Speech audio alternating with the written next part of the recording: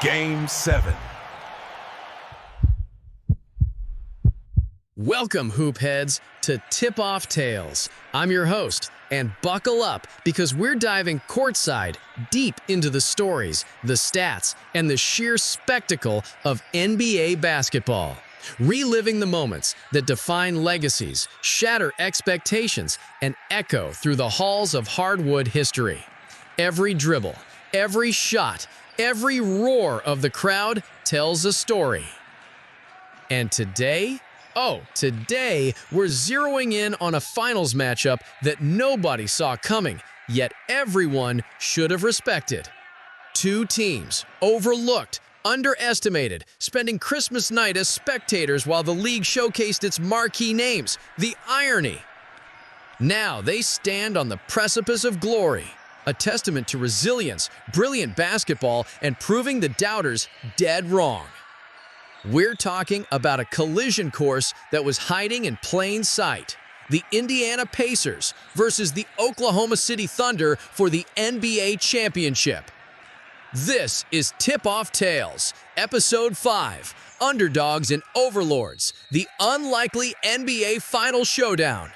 Let's break down how these two relentless squads clawed their way to the NBA's biggest stage, and what happened when they finally clashed in a Game 1 for the ages.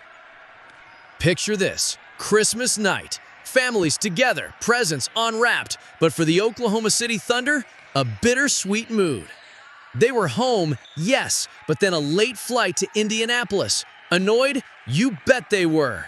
57 wins the season before, an MVP runner-up in Shai Gilgeous-Alexander, 23-5 on an 8-game win streak, and no Christmas Day game.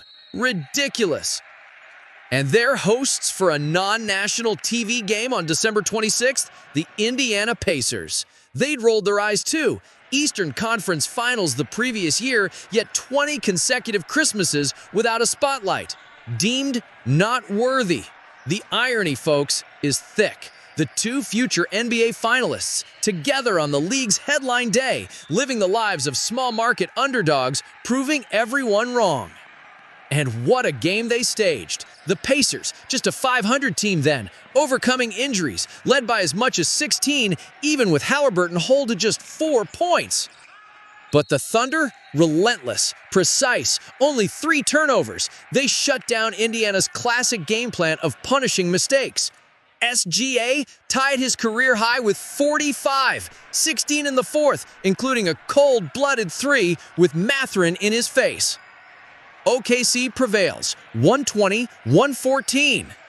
A tremendous showcase, had it been given the spotlight. Instead, a footnote. The first team since 2007 to make the finals without playing on Christmas Day that season. A mistake by the league? These teams say yes. Let's talk about the one Oklahoma City Thunder. A staggering 68 wins, one of the most dominant regular seasons in NBA history. Sure, they passed a stress test against a proven championship Nuggets team in the second round, even facing a 2-1 deficit. As reserve Alex Caruso, the lone Thunder with a ring, said, "I knew that they were going to bring greatness out of us. Denver is a smart team. This is the challenge that's going to push us to be great." And great they became. Tight wins. Then they blew out the Nuggets in Game 7. SGA with 35 in a 32-point demolition. Minnesota in the West Finals needed only 5 games. Capped it with a 30-point victory. Their 4th win by 30-plus in the playoffs, an ESPN research record. SGA is brilliant offensively, no doubt. 29.9 points, 6.9 assists this postseason. But what drives this Thunder team? Defense. Top-ranked defense in the regular season. Even tighter in the postseason. 104.7 defensive efficiency. Forcing 18 turnovers a game, converting them into nearly 24 points. Better than their league-leading regular season numbers. 5 OKT players averaging over a steal per game. Caruso, SGA, Jalen Williams, Cason Wallace, Lou Dort. Holmgren averaging 2 blocks. It's a remarkable blend. Relentless pressure, swarming help, elite playmaking, and absolute togetherness. As T-Wolves star Anthony Edwards put it, describing their D, 15 puppets on one string. Now, for the 4 Indiana Pacers. Easy to overlook at the start. Maybe, but not anymore. 50 wins, a number 4 seed, but a slow start masked their true contender qualities. Dispatched their new rival, the Bucks, in 5. Then they made the 64-win Cleveland Cavaliers look ordinary. That's when the Pacers announced their arrival from up-and-comer to conference elite. "They're up here, guys," said Cavs coach Kenny Atkinson, hand to his head. "I know from the data, from watching film, they're up here, and they can sustain it." Then, the Eastern Conference Finals against their greatest rival, the New York Knicks, the same franchise they beat in their only other finals trip in 2000. Indiana's elite offense overwhelmed the Knicks in 6, led by Tyrese Haliburton, a star-making playoff run. 18.8 points, nearly 10 assists, 5.7 rebounds, and clutch shots galore. Pascal Siakam, Conference Finals MVP, 3 30-point games.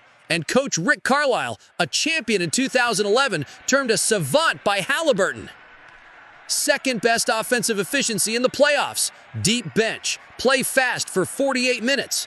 This allowed them 3 of the most improbable comebacks in playoff history this run. Down 7 in the last 40 seconds versus Bucks. Down 7 in the final 50 versus Cavs. Down 14 with under 3 minutes versus Knicks. They won them all. It's how we orchestrated this team. It's not the flashiest, sexiest team. We just get results. And so the stage was set. NBA Finals, Game 1, Oklahoma City. The heavy favorites. The Thunder 36-1 at home with 15-point leads this season. The Pacers turned the ball over 25 times, 20 in the first half, trailed by 15 in the fourth quarter. No answers for SGA, who dropped 38. But they had Haliburton, the league's new Mr. Big Shot, a game winner in every series. Milwaukee down 7 with 34 seconds left in OT. Hallie for the win. Cleveland down 7 with 48 left. Hallie for the win. New York down 9 with 51 left. Hallie sends it to OT. Pacers win. And now, NBA Finals, Game 1. You already know. Pacers down 15 with 9:42 left. Carlisle subs out all 5. Spark ignited. Pacers outscore Thunder 15-4. They get within 4. They weren't done. Final seconds ticking away. Oklahoma City leads 110-109. Haliburton, 21-foot pull-up jumper, 0.3 seconds left. It's good. Pacers lead for the first and only time. Indiana stuns Oklahoma City 111-110. An absolute dagger. Man, basketball's fun. Winning's fun. Especially like this, Haliburton said. The biggest fourth quarter comeback in a finals game since Dallas in 2011. Coached by Rick Carlisle. History repeats. That's a really good team, said OKC coach Mark Daigneault.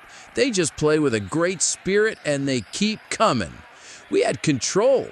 They teach you that lesson the hard way, said Gilgeous-Alexander. So, Game 2 looms. OKC, a team that has responded fiercely after every playoff loss, winning by an average of over 20 points in those bounce-back games. The big question, can Indiana, the Road Warriors, steal another one? They've won Game 1 in every round, often followed by a tight Game 2 win. The matchup to watch, Tyrese Haliburton versus Luguentz Dort, the All-NBA guard against the first-team All-Defense stopper. Past 2 seasons, Haliburton averaged just 12 points against OKC, his fewest against any other opponent, shot at a lower rate guarded by Dort than any other defender. If Dort can slow Haliburton and gum up that Pacer offense, this series might be short. But if Haliburton solves Dort's physical D, Indiana has a chance to shock the world.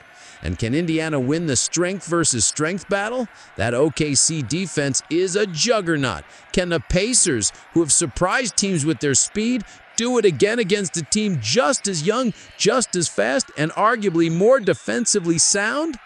Underdogs, Goliaths, Christmas snubs, and last-second heroics. This NBA Finals has it all, and it's just getting started. One thing's for sure, underestimating either of these teams has been a losing game all season long. And that's the final buzzer on this electrifying episode of Tip-Off Tales. What are your predictions for the rest of this NBA Finals? Which player will be the ultimate X Factor? Let us know. Drop your finals takes in the comments below. If this NBA deep dive got your heart racing, smash that like button. Subscribe to the Peak Tales for more of Tip-Off Tales, and make sure you crank that notification bell so you never miss a moment of the action. Thanks for joining us courtside. Until next time, keep living for those clutch moments.